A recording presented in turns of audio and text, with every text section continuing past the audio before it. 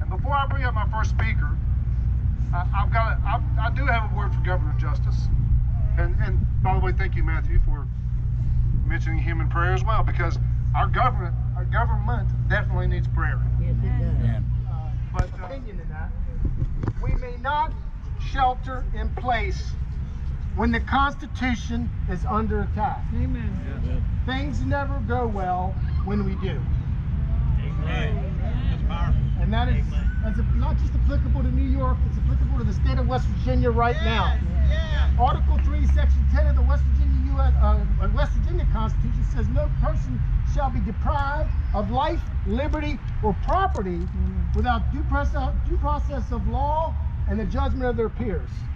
Since about March, if you're a small business owner in the state of West Virginia, you've been denied your constitutional rights under Article 3, Section 10 of the West Virginia Constitution. I challenge everyone to contact your representative, whether it's a state senator or a state house of delegates, and have them. We are now since this is an election year, we do not go into regular session, the legislature doesn't, until mid-February. I don't think our small businesses can continue to handle the burden that our government, more importantly our governor, has done by executive fiat. So contact them, your delegates, find out. If you don't know who your delegate is, find out. If you don't know who your senator is, find out, and say they need to call a special session to rein in the governor before mid-February. Now, one thing I will tell you is because most of these, the House actually already had the required 3/5, as required by the Constitution to call themselves in. The Senate did not. Now, if we don't get this done very, very soon, which I'm sure it won't be called soon enough, you're going to have to contact your new senator, your new House of Delegates member, and get them to sign on to have a special session before then to rein in this governor. And it was 305 miles is what it was. Anybody got that beat? I know Marty came up from Winston-Salem, but that's not normally where he was. That's not where he's from. But yeah, I came in about 305 miles today. I appreciate y'all coming. I can't promise I'll be here every Saturday though. But be safe. The virus is real. And it can be deadly. But I would suggest, and this is what I was saying back in March, that we protect the vulnerable, the most vulnerable. And I would suggest, if you have never heard of the Great Barrington Declaration, get on the website is gbdeclaration.org. And it's a whole list of medical professionals. There's a professor from Stanford Medical School, there's a professor from Oxford, there's a professor from Harvard, and there's a whole list of medical professors and epidemiologists that are specialists that say that's the approach we should be taking. What is that again?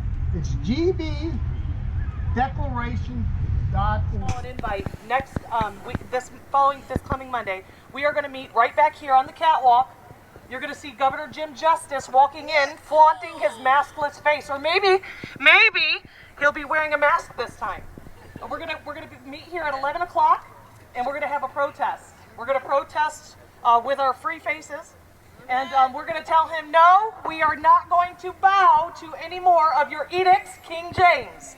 No more. Okay. And to elaborate a little, I want to just elaborate a little on the vaccines.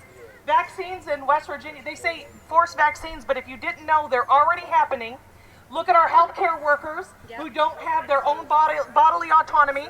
They are being forced to take the flu vaccine every single year, and if they fail to comply, they are forced to wear a mask. This has been happening across the nation for years. What about our children? Can your children go to school without vaccines? That's forced vaccinations. It's already happening. Do not be surprised when they try to force this vaccination. They're forcing medical devices on us right now. Those are masks. They're medical devices. Try to sell a mask on Facebook. It's considered a medical device, and their algorithms will kick you out when you're trying to sell something that is a medical device. You're not allowed to do it. It is a medical device that's already been forced on us. There are going to absolutely the mandated vaccines are coming. Our inaction is inexcusable. I drove here today from Cleveland, Ohio. I was visiting my family. I live here. I am a transplant. I've been here for 10 years. I was actually living in Chicago during Obama's first inauguration.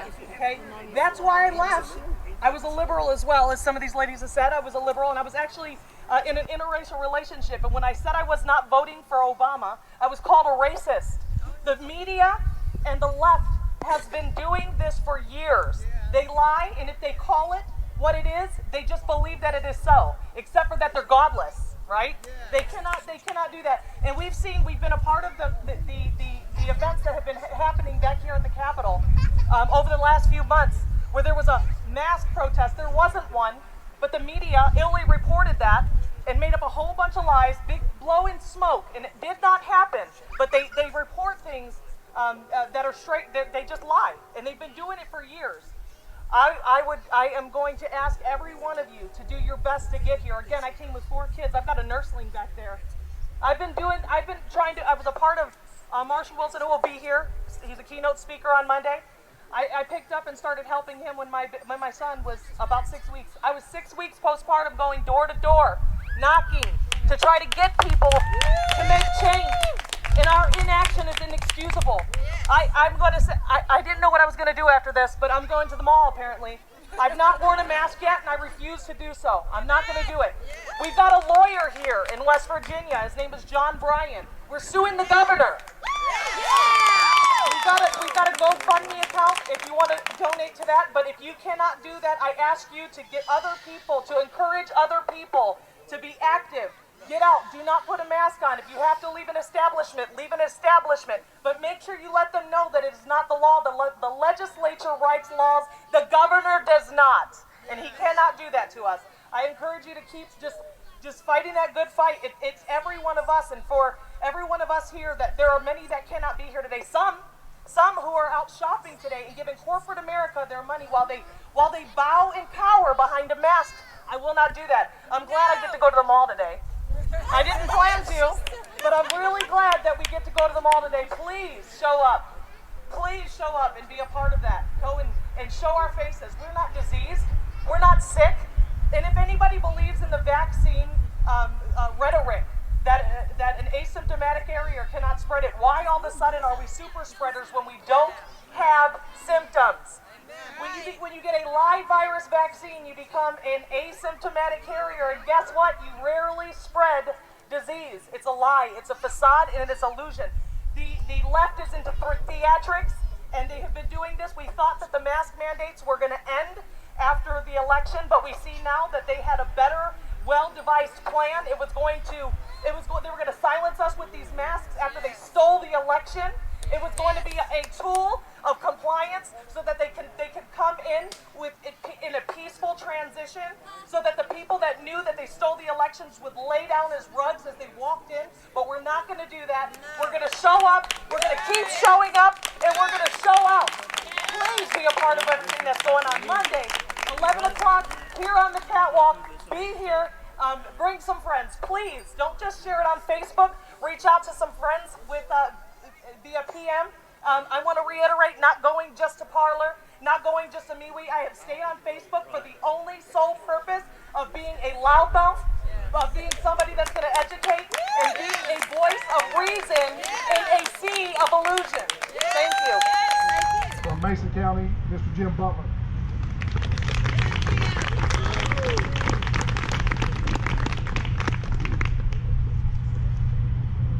Hello everyone. I've not used a blowhorn, one of these things before either, but I'm going to try it. Shaun just asked if there were any other hunters here. I'm a hunter, and I was in the woods this morning, and I didn't want to come here. I had deer running round and round me. But I think this is important, and I met a lot of you years and years ago when the Republicans were the minority party in West Virginia. We'd been the minority party for 80 years. Yep. And the Republicans have been the minority in Washington, D.C. for over 40 years until in like 92 or something like that.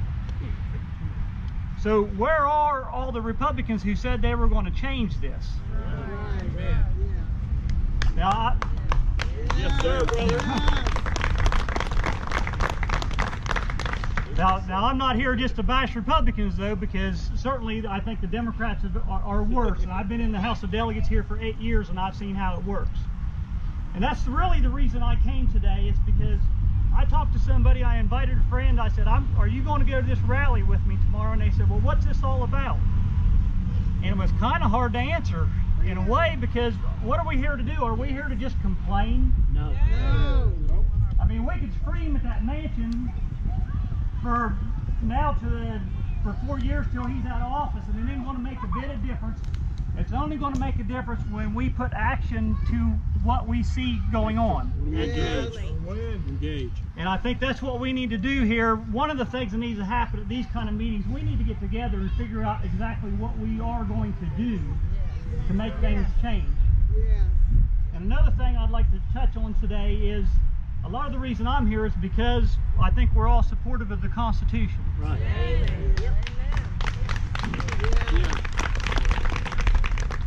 The Constitution is important because if we don't have a Constitution, which is the rules that we govern by, and by the way, the Constitution was, well, I believe God had a hand in writing the Constitution and forming our country. Absolutely. So I'm going to put my glasses on. What I'm getting at here is we need to follow the Constitution, because if we don't, we become a government of sometimes evil men. So we've talked a lot about national politics here. This is the West Virginia Constitution. Yeah. If you don't have a copy of this, it's available online, and there are places to get a copy of it. You can get your state senator or your delegate to get one for you. And if someone wants this one when I'm done, you're welcome to have it. I want to read just a couple passages from this.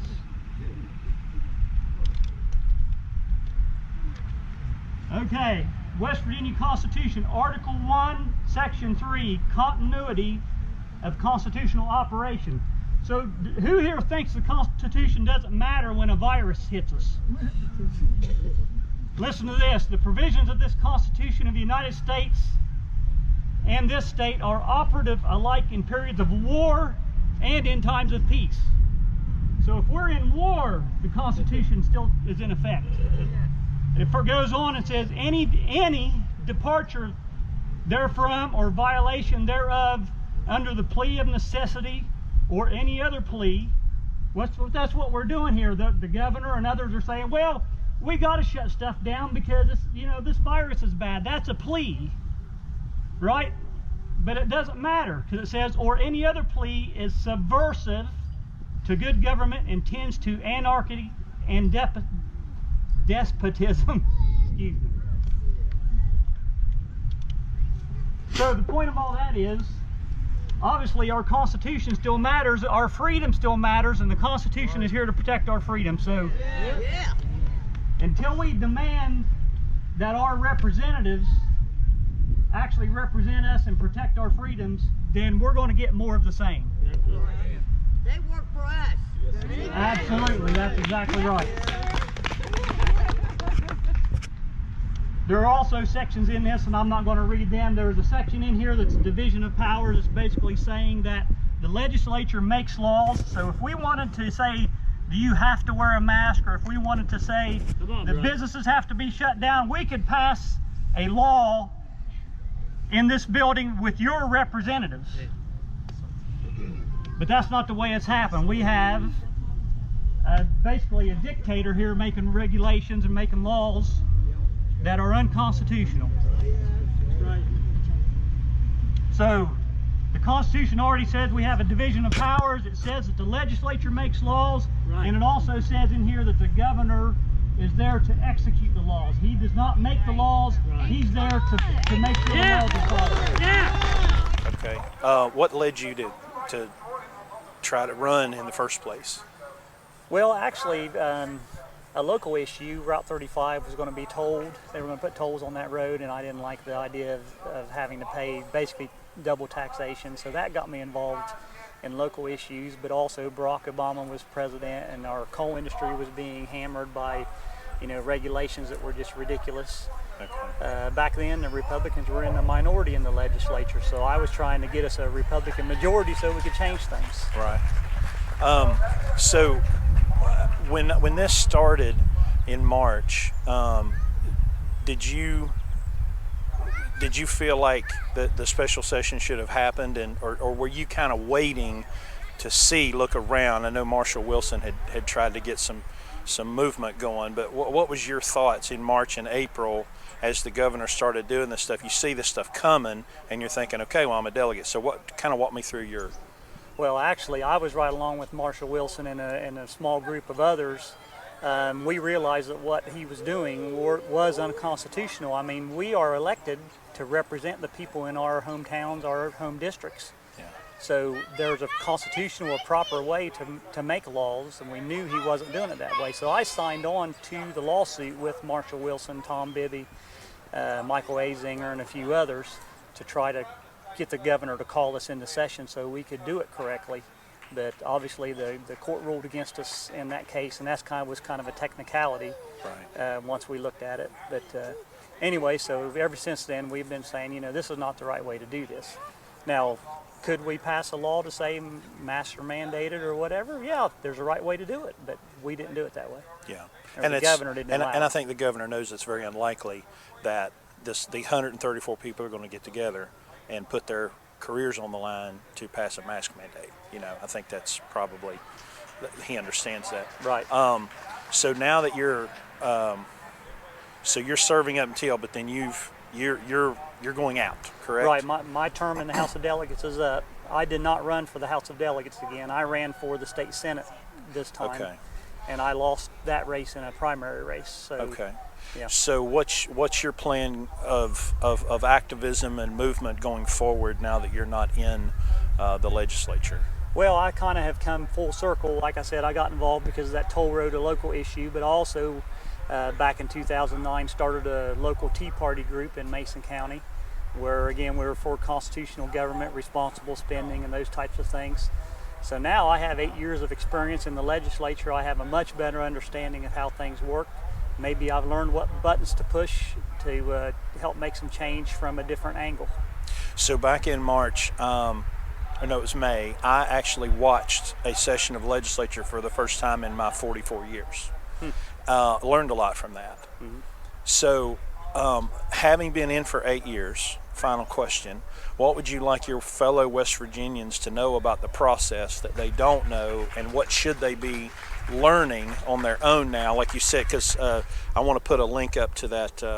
You said you did a tutorial. YouTube tutorial, yes. What would you like your fellow West Virginians to actively learn about the legislative process? Well, I would like for them to learn, first of all, a lot of people don't even know what a delegate or a state senator does. It's easy to follow national politics because you see it on the news all the time, but state politics, you see very little of that. So I'd like for them to know who their representatives are, how to contact them, and then how to ask for or learn for policy that benefits everyone in the state rather than just kind of going along blindly with policies that oftentimes benefits a very small special interest group. Okay, good deal. Thank you, sir. Okay, so Michael, you are a former delegate and candidate for governor in the Republican primary. Is that correct? That's correct. Okay, so how long did you serve in the delegates? I served 6 years in the House of Delegates. Okay, and what led you to get involved in politics? I was laid off and a little teed off, but I used a different word when I never thought I'd ever get involved in running for office. But with things, this would have been in right before, it was in 2012. Okay. So when President Obama's first re-election, or his re-election, that's when I got involved because I saw what was going to happen in, between 2008 and 2012. So throughout your 6 years,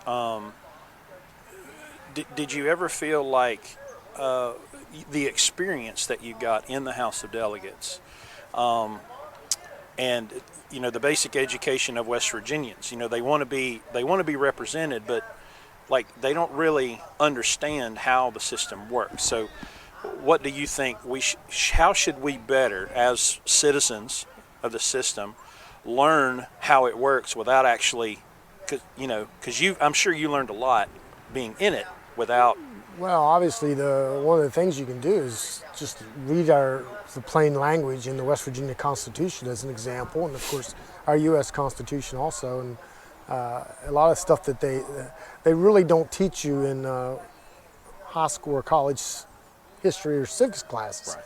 And there's a lot of reading material out there that are really good sources. I mean, I could list a whole host of really good sources. Start with the Federalist Papers, and the anti-Federalist Papers are really good too.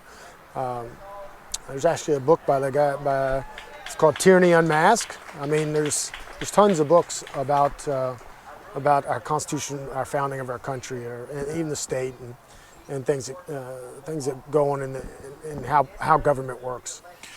So now that your time is up in the legislature, what's going forward? What's your plan? What's my plan? Well, I have 5 children, ages 3.5 to 4 years old, up to 16, and also I'm a pilot by trade. So I put a lot of effort in running for governor for about a year and a half, almost a year and a half.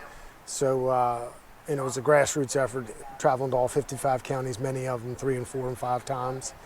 And so I'm actually in the catch-up mode from a personal perspective, both family and financial and things like that. So, and we also do some farming, so we're doing that. And I'm still active, I made it a point to come 305 miles down here for this. And I still have a lot of friends in the legislature, and I'm not really partisan in the sense if I think you're wrong on an issue, I'll first politely, especially if it's a constitutional, very core principle, foundational principle, point it out to you first, and then if you just basically turn a blind eye to the Constitution, whether it's the West Virginia or the U.S. Constitution, I'll usually be a bit more assertive in calling you out, probably wherever I can, whether it's social media or on a local radio show or even a statewide radio show. So I guess last question is, what do you think are the best forms of activism among the citizens right now? I mean, we're here, we're protesting, we're making our voice known, but do you think there are other things important that we can do? Well, there's 2 or 3 things everybody should do. Number 1, understand the Constitution.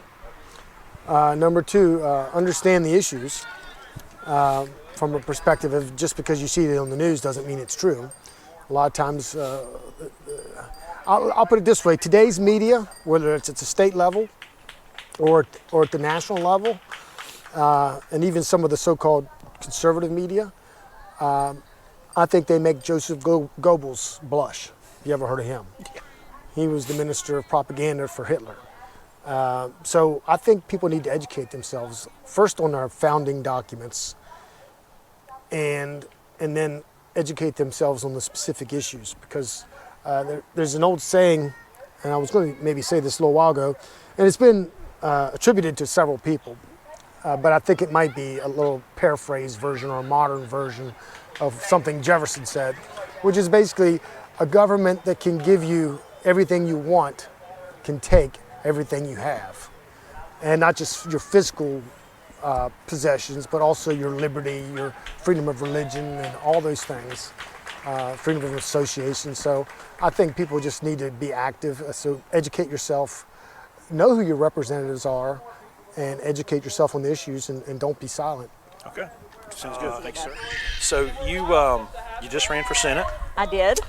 And now who'd you run against? Glenn Jeffries? Glenn Jeffries. So I guess let's start with what led you to want to run for office and take on that responsibility? Biggest thing is I'm down here anyway. I'm constantly fighting for our rights and what the people want. And I figured if I was down here fighting for them already, what better way to do things than to be the one making the laws. So that's what I did. I ran to make the laws instead of fighting to pass them. So what started that? What started you fighting, to be up here in the first place? It started about 11 years ago.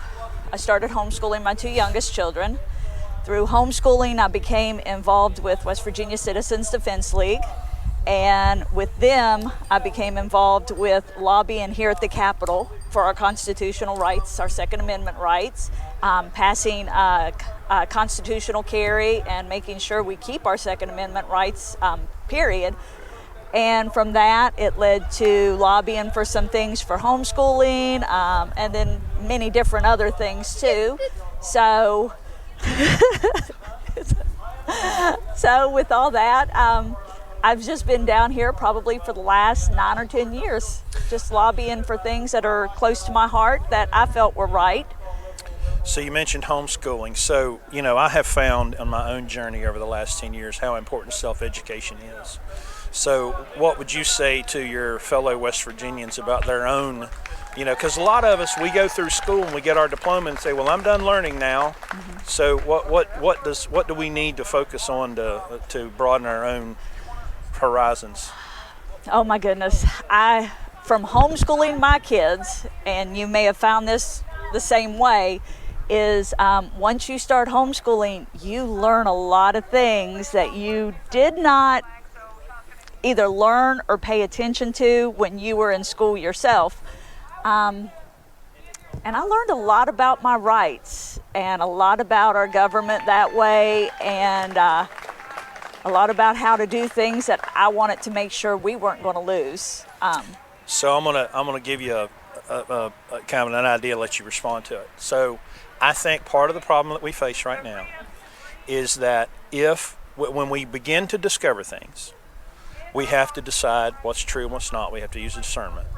And as we come into a time now where we're realizing that there are people that are lying to us, and then we start to realize that maybe they've been lying to us a little bit longer than just now, and it's really, really difficult to let go of the idea that, because if I accept that they've been lying to me the whole time, then I've been duped, and I have some responsibility for that. So what do you think about letting go of some of that too?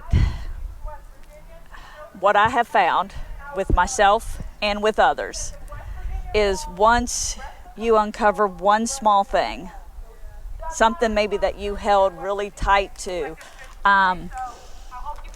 With me, a lot of it was the school system. I held tight that, no, they do things right. They really do things, well, wipe that off real quick. But once you find that one thing that you've held tight to, or something you really do believe in, that all of a sudden your eyes are open to, it's a snowball effect that everything else opens up. Yeah. And you start looking at everything differently.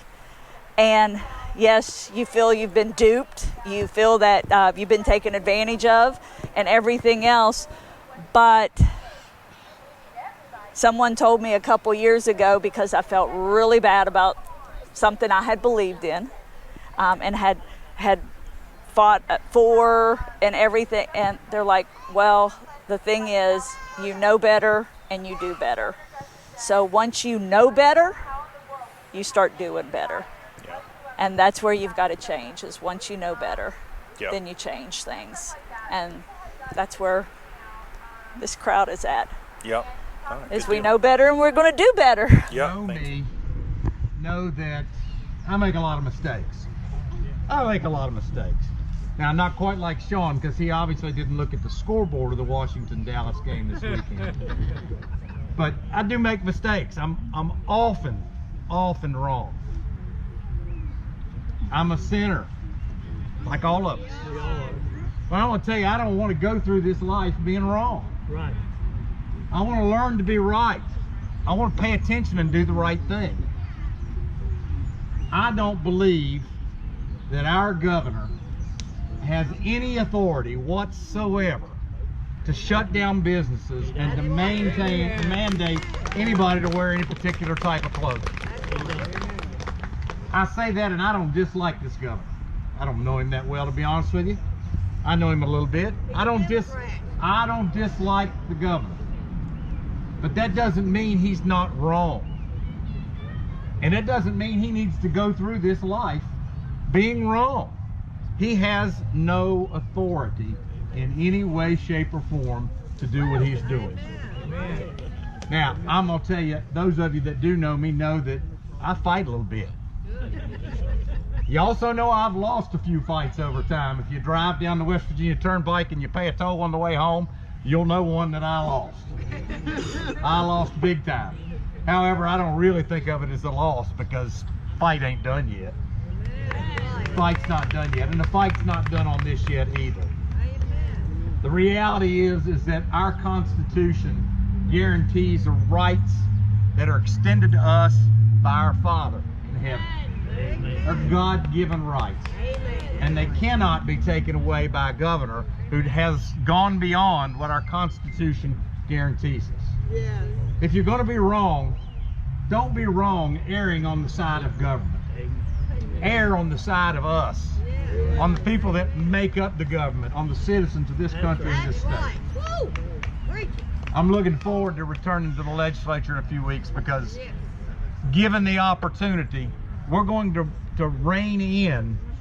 We're not going to allow the parsing of words within our Constitution anymore. We're going to rein in that and make it perfectly clear that Americans and West Virginians have rights, and they cannot be denied us by the government. Normally I wouldn't have driven. I was having a nice afternoon yesterday with my girlfriend. She lives in North Carolina. But I'm going to tell you, when people like Shaun and like Jim and like Mike are going to be here in support of the rights that we all have that are guaranteed to us by our Constitution, I can't not be here. You all confirm the fact that this is the right place to be, and I thank you for the opportunity to be here today. Thank you. So what led you to get into politics? You know, I got into politics a long time ago because I felt like a lot of the policies that were being pushed by Nick Rahal in Congress were wrong. That led me to the West Virginia House of Delegates because I felt like I could make a big difference and do a lot of things here that would enhance our ability to be more free and able to do business and live and enjoy life and prosper. How long have you been in now? I served for 8 years. I have been off the last 2, and I've just been reelected. How did your perspective change from when you first decided to run until after you'd seen how the sausage is made, and now it's 10 years later? Well, I've had a good bit of frustration. I served in the minority for 4 years, and I recognize that when you're in the minority, that's really what you are, is just an objection. You have no ability really to form policy much. Did a little bit, however, not too awful much. Once in the majority, I was a little frustrated on occasion because I felt like that as a Republican, I'm a conservative and feel like our ideas are what will make us better, will enhance our ability to be free, to live and prosper the way that we want to, and I felt like sometimes we didn't practice what we preached. Often we did, but a lot of times I think we got away from that path, and it's difficult sometimes being in opposition to your own party, and I have been on more than one occasion. I'm looking forward to this legislature because we have very large majorities, and there's no reason for Republicans not to act and govern like Republicans. And I believe that we will, and I believe that we will be much more prosperous, we will be much more free, and will expand what we're able to do as part of this country massive amounts by the laws that we reform and regulations that we reduce and make more reasonable, and the taxes that we lower. So I'm 44 years old, lived most of my life except for a few years in this state, and I have been personally as a citizen very, very disappointed in my representatives over the last 9 months. They seem to be in hiding. Emails and phone calls don't seem to do much. What's it going to take for us to get these people out of their caves and start acting like the representatives they were elected to be? Well, I think we have to elect representatives that reflect our belief system. And we have Republicans, and we need to continue to improve the Republicans that we have in office to assure that we have conservatives. I'm going to tell you, I have gotten emails and letters from lots of folks over time, many of which from a belief system that I don't embrace. I've answered them, but I certainly haven't answered them in pandering and saying that I'm going to do something that I don't think is the right thing.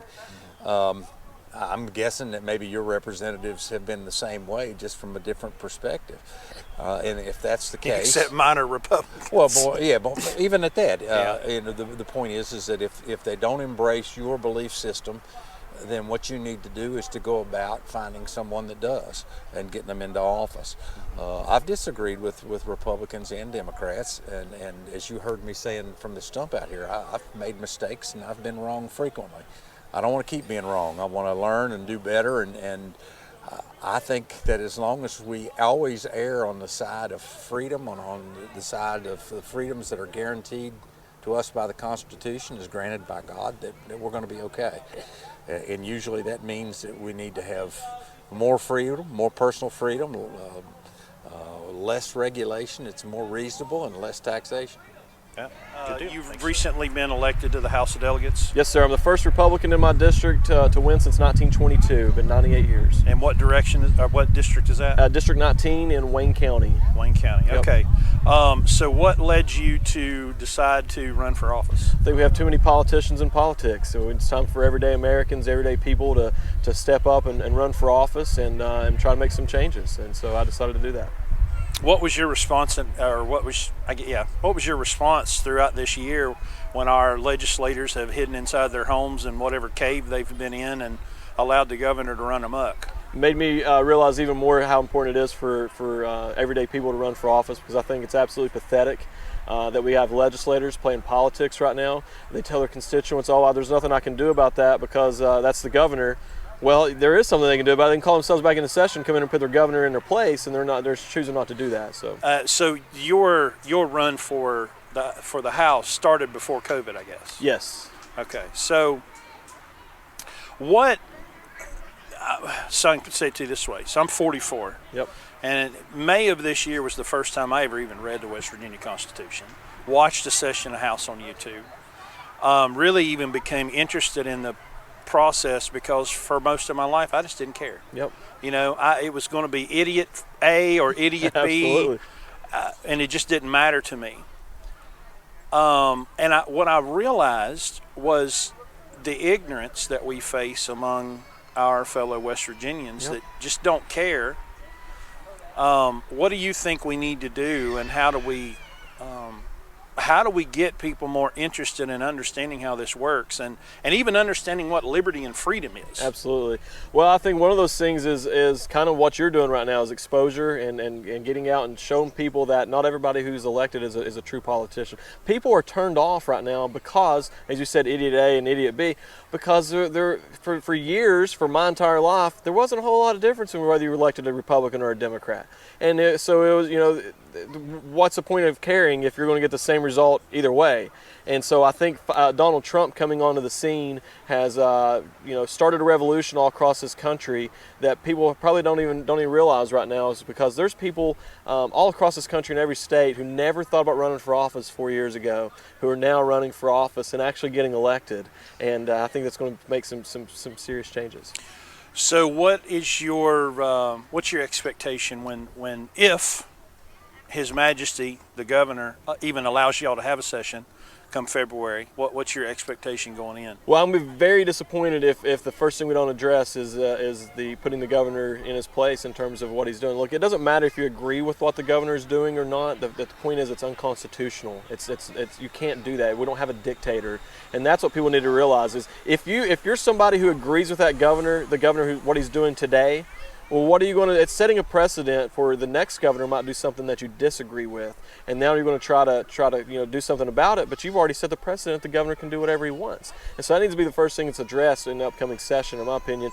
And honestly, I'm going to be disappointed if we don't address it beforehand. Have you had much contact with other legislators or new incoming people since the election? We talk, there's a group, just like anything else, you start developing friendships, and so you talk to those people probably more than any other group, and we have our first caucus meeting sometime in the next few weeks, so we haven't ever really sat down as an entire group yet and had our caucus meetings, but we'll do that in the next few weeks. Okay, and why don't you give me some contact information for Facebook or email? Facebook is Derrick Evans, the Activist, DERRICK, Evans, EVANS, and then just the Activist. That's my Facebook. My Twitter is at Derrick Evans WV, but it's my Twitter account is suspended right now. Twitter is claiming that I'm impersonating myself. I have no idea how this came about, but you know, I grew a lot more followers after the election, and never done anything. I've never been in Twitter jail or anything like that, and I got logged in one day and my account was suspended, and I asked them why, and they said that I was impersonating someone, and I was like, yeah, I'm impersonating myself. So, and then at Parlor, Derrick Evans, I don't know, I think it's just at Derrick Evans, but I'm not 100% sure. So. Okay, good deal. In what district? I am newly elected in the 36th district here in Kanawha County, West Virginia. Okay, so Kanawha County. So what led you to get interested in and run for office?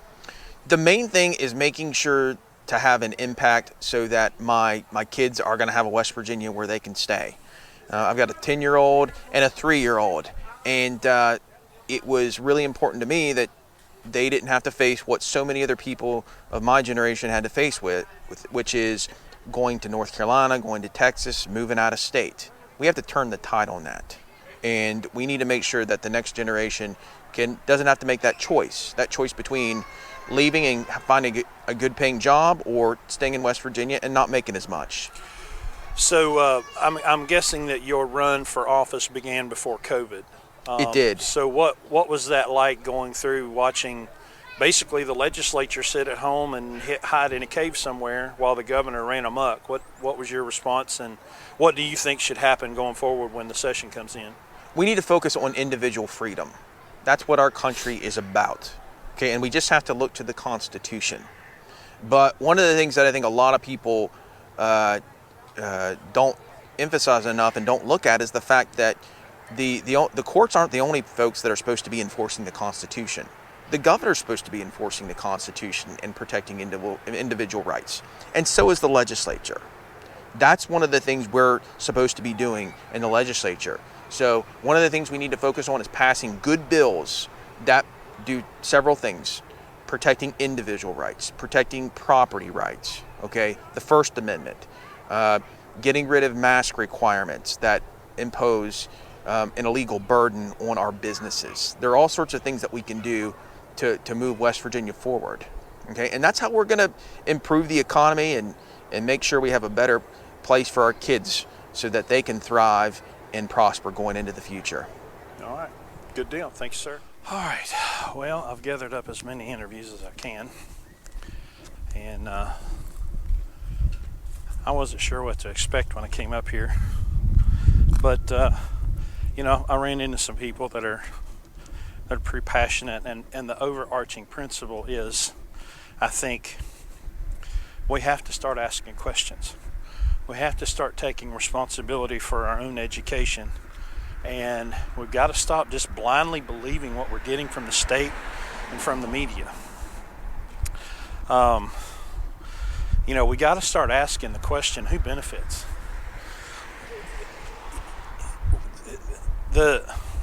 I have rejected my whole life. Well, that's wrong. When I was deeply embedded in conservative media and listening to talk radio, I guess I kind of believed that corporations couldn't be wrong. You know, I was supposed to be a fan of and make excuses for corporations because only liberals and progressives question the motives of corporations. I'm supposed to be pro-business. Well, pro-business means you're pro-freedom. Pro-freedom means you're pro-business. And, you know, I just don't believe that anymore. We have to question these corporations and their motives. We've got to start asking questions about who these politicians are and who's funding them and who's paying the bill. So, you know, my activism is going to continue to be individual, but I'm going to gather my individual activism with others as a group. First group is here. Our bunch is Stop the Steal. Yeah! We hear about you just can't do that, okay? And then once that's occurred, and it's coming, it's happening, then we're going to get down to what you all are talking about. There's some things that need to change in this nation. Amen. There's some things that need to change in this nation. My name's Denny Westover, and just want to give you a little bit of perspective. My father, your fathers would have turned over in their grave if they'd ever dared to believe that we'd be standing here on this side of an election fighting the kind of battle we're fighting. But the interesting thing is, looking back in perspective, it had to go this way. It had to go this way because let's just say there had been a landslide, okay, and there was, but there was no attempt to cheat or anything like that. All the junk wouldn't be revealed. And what we have now. What are you doing here today? Well, there's an organization, national organization called Stop the Steal, and their purpose is to really bring righteousness, justice, and truth into this election process that's just taken place. The evidence is starting to powerfully come out that there was an intentional, concerted effort to defraud the election, to deceive, and as it becomes more and more apparent, President Trump won in a landslide, but they used Dominion voting machines, they used dropped-in ballots, they used everything you can come up with to skew the results. And the truth of the matter is that President Trump won, but there's an attempt that's been made and it's ongoing to steal that election. So, what are you doing here today? Well, we are a group of people, patriots, citizens, that have come here every Saturday after the election to protest the fraudulent election that just occurred. So we are one of the 50 Capitol organizations to protest and stop the steal. So you mentioned that you're not originally from West Virginia, correct? No, I'm a DC native, and I was just most recently living in Maryland and Baltimore County. Okay. What prompted your move to West Virginia? Oh, well, many different things, but one was my partner got a job teaching here, so that was one. But number two, the shutdown in Maryland really got me to think about my liberties. And when I had an opportunity to move to another state that would hopefully respect my values and respect my rights better, I said, why not? Let's go over the mountain and go to West Virginia. Now, having grown up here and lived here for 44 years, West Virginia has never had an image of being respectful or kind to African Americans. So Okay. how did the state's image overcome that? Well, it's funny because, funnily enough, my partner does teach African American history, so we had that conversation, and he's not African American.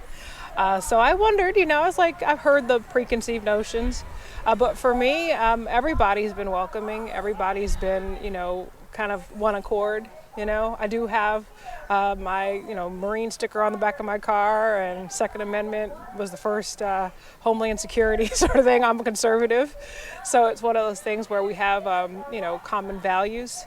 And I do think it's a different time now where people know that just because people are different doesn't mean that they're bad. And I think that's how I've understood it. So you mentioned that you've had a philosophical conversion. So how did that happen? Right. So I'm actually a recovering politician myself. I've ran for state delegate in Maryland and ran for Congress 3 times. So while I got involved in the Democratic Party, I got to see how the sausage is made and to see how corrupt it really was. And also, they don't believe in God anymore. So that was a big step for me. I was pro-choice, now I'm pro-life. And just the Lord opened my eyes and opened my heart. And I realized I'm a conservative. So I was able to get nominated in 2018 as a Republican to Congress in Maryland. So you served in Maryland? No. Maryland is a very blue state, so it's really hard for Republicans to actually win, and our governor is a fluke, if you will. And I got primaried by Kim Klacik in the last election, so it is what it is. So, so having grown up in that urban environment, now you've moved here. What would be your message to average people that are looking around? They're probably terrified. They're hearing it's rigged, it's not rigged, they stole it, they didn't steal it, the virus is they hear everything, and of course everything's filtered through the media. So what is your advice to regular folks right now that are looking around and saying, well, who am I going to believe? Right, so I read this book called Unrestricted Warfare. It's from actually the Chinese Communist Party. It was written in the 1990s, and they say that they use the weapons and the technology of the time. And the technology of the time now is information. So we are being, warred upon with information, false information. Even with the COVID situation, it exists, but it only exists to pacify us, to mute us, to censor us, and to place fear into our hearts so that we don't question authority. If anything, it's the most unconstitutional, most un-American thing to ever happen to our country, and we as Americans have to realize that that's actually what's going on. Outstanding. Thank you. And so how did you get involved in this movement you're here today? Well, election night rolls around, and lo and behold, 5 states stopped counting, just enough to get enough votes to give Biden the lead, and everyone saw it for what it was. At least the people who are awake to what's going on. And some people put together a Stop the Steal rally several weeks ago here at the Capitol, and it's turned into a movement where we do it every week now, every Saturday at the Capitol in Charleston at noon. So you mentioned when you spoke earlier that you've had a philosophical transformation. So how did that happen? Well, I got saved by Jesus December of 2016, and when that happened, and before that happened, I actually voted for Donald Trump. And I wasn't planning on voting for him, but when I went to the polling booth in the election in 2016, I couldn't go into that building. And I called my parents and I just said, who do I vote for? And they said, vote for God. And I knew that meant to vote for Donald Trump. So I did. And lo and behold, that night he wins. And so after that, I got saved a month later. And then God really opened my eyes to how important the direction of our nation is and how important our leaders are in implementing that direction that matters so much to God. And just one thing led to another. I just started researching a lot of stuff that was happening in our country, and my eyes just kept getting open more and more and more to what Donald Trump is fighting for. And he's for the people, he's not for the establishment, he's not paid off, he's not bought off, which is why both parties hate him. Right. So. Okay. Yeah. All right, sounds good. Thank you. You're welcome.